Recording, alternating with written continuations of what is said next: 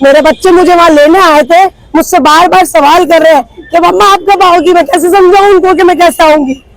अगर जो भी गाइडलाइंस आपने चलाई थी हमारे लिए भी तो कुछ करते ना।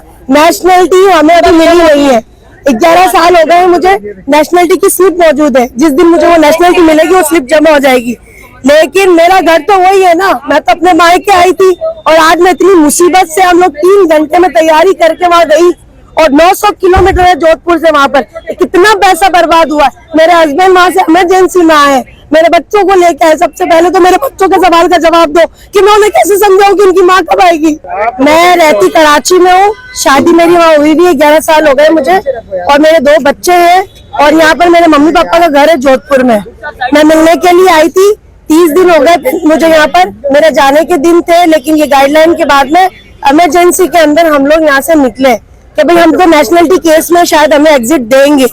लेकिन जो वहाँ पर जाके मैंने मंजर आम देखा है कि वहाँ पर 1.5-2 साल के बच्चे जो पाकिस्तानी इंडियन माओ के बच्चे थे, उन्हें वहाँ पर पासपोर्ट लेके बीएसएफ वालों ने अंदर बॉर्डर क्रॉस करवाया और माएं दरवाजे के बाहर रो रही हैं कि हमारे बच्चे।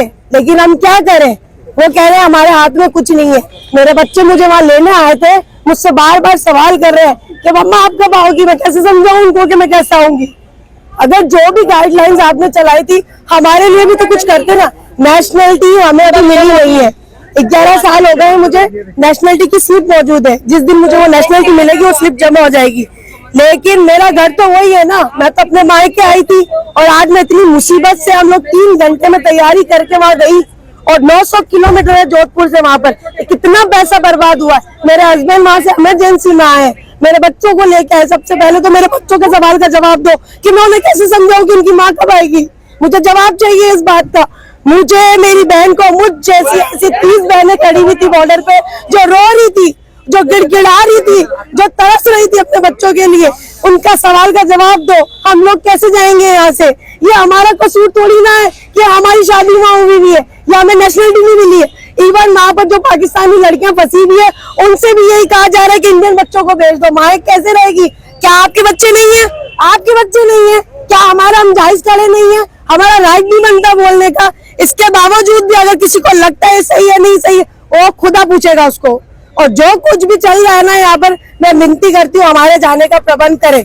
4 दिन से करे, हफ्ते भर से करे या 10 दिन से करे, हमारे लिए रास्ता खोले। हमारा घर वही है। ये मेरी बहन 20 साल से वहाँ रह रही है, इसकी 2 बच्चों को वहाँ छोड़कर आई है।